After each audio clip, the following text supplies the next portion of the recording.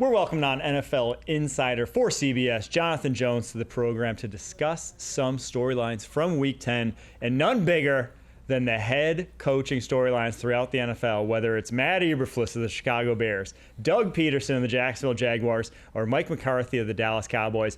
All three had themselves a tough little Sunday. Oh, boy. Are all three going to make it through this season, though, JJ? I find it hard to believe that all three will make it through the season. In fact, I would put the odds. I ran some numbers with my computer models and my projections. It's proprietary. But I think that the odds are 1% that all three will make it through the end of the season. Wow. I think probably at the top of the list is whose seat is the warmest is Doug Peterson with the Jacksonville Jaguars. You know, they have one more game until they hit their bye week. Things are not going well. He's telling reporters they wouldn't understand ball. I hated that. Bust out the whiteboard. It was. I would tell you, but you're not going to understand it. Kyle, I appreciate you saying that, like as a former player, right? Who you can have a player can take that stance, and I would hate it, but like.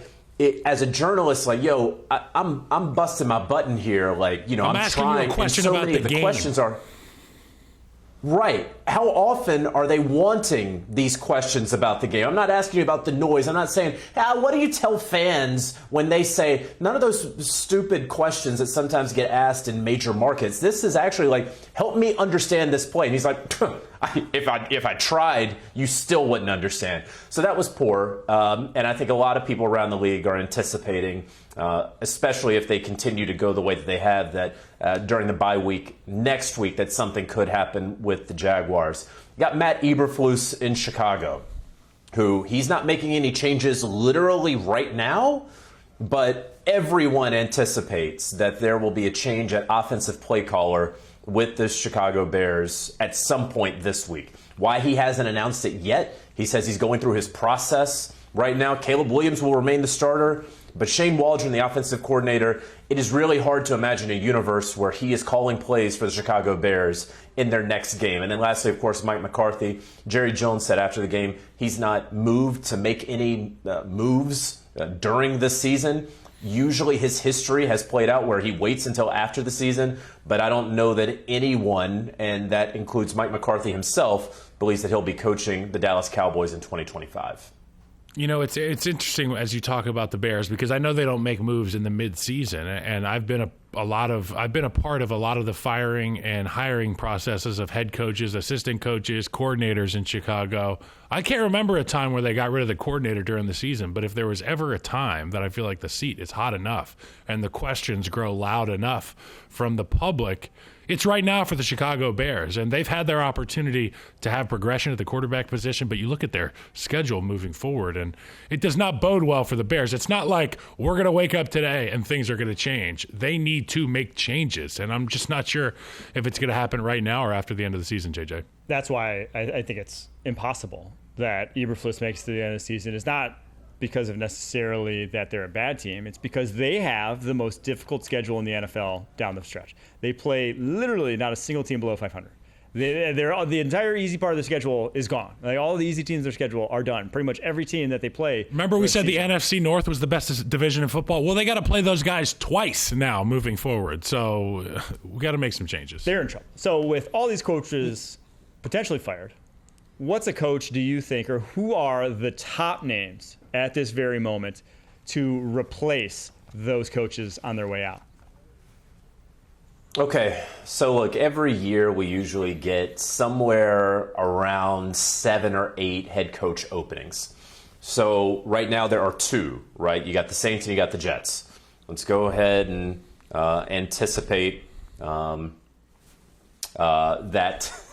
And look, this is just part of a list right here that you see, right? But I would say that, you know, Bill Belichick, Mike Vrabel, and Ben Johnson, if they want jobs and are offered jobs, that they will get jobs. I think that those 3, no order here, but those 3 certainly would be up there. The rest of them, you know, we're going to see. You can kind of look at what Aaron Glenn is doing with that Detroit Lions defense, a pretty banged up defense. You can look at what Brian Flores is doing with the Minnesota Vikings, right? Matt Nagy, Kyle and I talked about him yesterday on that other pregame show and how he could get a second opportunity. Steve Spagnuolo, somewhere I think in his mid-60s, but probably like the youngest mid-60s guy this side of Pete Carroll, right? You know, like, I mean, just absolute juice and energy. Todd Monken, the sort of offense he's been able to coordinate with Lamar Jackson and Derrick Henry, of course, like he's really, really good at his job. There's not really that sort of there's not a group of young hotshot offensive coordinators like we've seen in years past. There's been a little bit of a brain drain, whether they've gone on to get other jobs or they've gone on to get other jobs and sort of flamed out. I think last year we saw the return of the retread coach. We saw the return of the defensive coordinator who can get head coach jobs, right? Dan Quinn and Raheem Morris sort of at the top of that list. We saw Harbaugh come back into the league. So I think we're going to see coaches who have been head coaches before get these jobs again because that was sort of that was laid last year. Yeah, and you brought up the Nagy conversation that we had yesterday. I thought it was a really good one. I like that list. It's also important to point out as you go down that list to look at their situations. And, you know, one guy I've had my eye on is Liam Cohen in Tampa Bay. But I don't know that if you bring Liam Cohen to any of these other 31 teams, they're going to have a distributor, a processor at the quarterback position to be able to run the things that Liam Cohen wants it the way it's run. I've been impressed with that group. Ben Johnson comes from a group that has elite level players all over the offense. I mean, you've got one of the best right tackles in football. You've got a do-it-all receiver in St. Brown. You have a true two-back dominant stable at the running back position. You've got a tight end in Laporta. You're not going to have those luxuries if you're going to a place that requires a new offensive coordinator. So to your point, I want somebody with a little bit of experience.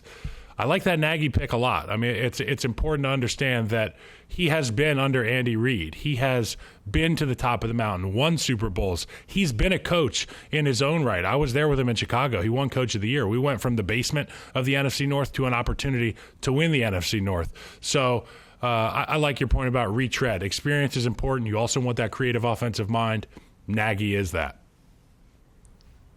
All right, I'm going to say a gun to all of our heads. Maybe they're not that intense, but you have to pick one of these guys. Who are you picking? JJ, will start with you, and then we'll go to Kyle, then I'll pick my last one. Who are you picking if you get any of these guys as your head coach next year? I mean, situation is going to matter, right? Like, let's say that there is a scenario where the Philadelphia Eagles open up, and, like, I think that Bill Belichick works really, really well there, right? But if you are, you know, like, I don't think that Ben Johnson necessarily, like, fit's gonna matter a whole lot. Are you building a program or are you like adding to the program, right? So that's my way out of answering that question. I would say that if I had to pick for Chicago, I would want a guy in the building that knows his enemies really well, a guy that's creative offensively and that can hopefully turn some things around offensively. For me, the answer is Ben Johnson. He's in division. He's right down the road in Detroit. Do anything, whatever you got to do. Get the guy in the building that can help your number one pick and make that offense have some teeth. I'm going to go with Mike Vrabel. I think second time around, his tenure in Tennessee looks night and day better with the years as they've gone by, with how he ended up getting the number one seed with Ryan Tannehill and the talent he had around him there in that Tennessee Titans offense. I think if I'm trying to build a culture, build a new, and because, you know, if you're trying to plug in a guy to just win right now and have that good of a roster, chances are you're not firing your head coach. So I'm guessing anyone you bring in needs to change culture. That's where I'd go.